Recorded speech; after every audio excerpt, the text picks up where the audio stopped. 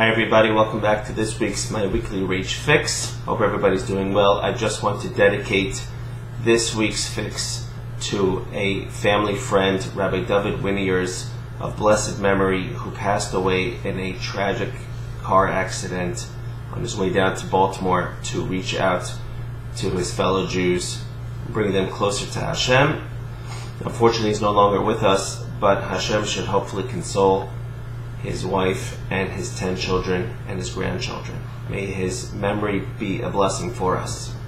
In this week's Parsha, Parshas Bo, we continue on with the last 3 plagues, the locust, the darkness, and the killing of the firstborn. I want to talk to you a little bit about the darkness.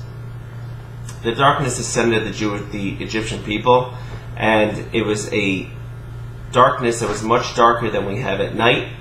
And for the first 3 days, this darkness enveloped them in a way that they really couldn't see anything at all, whether it was a combination of soot and meteoric dust that came in. It was incredibly dark.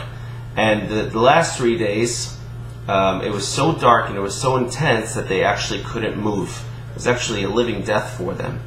And that's how unbearable it was. And they couldn't breathe, and they had to constantly do whatever they can to find pockets of air. And so, why did Hashem bring this? Why did Hashem bring this makkah? Hashem brought this makkah for a few reasons. First of all, there were a few people of the Jewish people that were not deserving to leave Egypt. They unfortunately were too entrenched in Egyptian culture that they did not merit to leave Egypt. But Hashem, at the same time, though, allowed that the Jewish people who had light constantly, He gave them that time to be able to bury their brethren. Another one of the reasons is that at that time also the Jewish people were able to sneak into the Egyptians' homes and know exactly where they were going to have their precious valuables, which was a prerequisite for what was required of them, requested of them later when they left to go and get those items. But the third reason that I want to share with you today most is because what the darkness represents for us. And the darkness represents that Egypt was a land of darkness. Egypt was a land without any spirituality, without any light. And yes, I use that term in that sense, that for the Jewish people, they were completely devoid of the spirituality that they longed, and they were in a world of darkness. And unfortunately for us, we are still in that world of darkness today. We just don't see an actual darkness, which in a sense is even worse because we don't even know that we're surrounded by darkness. But we have to know that we are in a dark world, and darkness precedes the light.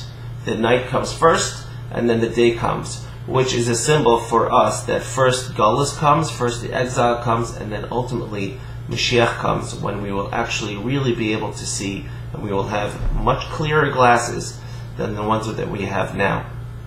But our job in darkness is to try to make whatever light we can and to light up our lives. How do we light up our lives? We light up our lives with becoming attached to those things that are important to us, to those people that can make a difference in our lives. And that is our job now. If we make it our responsibility to make the world a better place and come closer to Hashem and come closer to His mitzvah.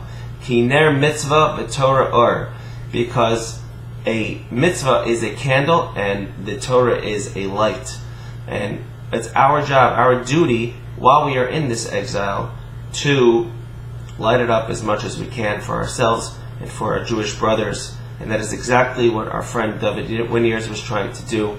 And let us continue to light it up for everybody else. I hope you have a great Shabbos, and I will talk to you next week. Take care.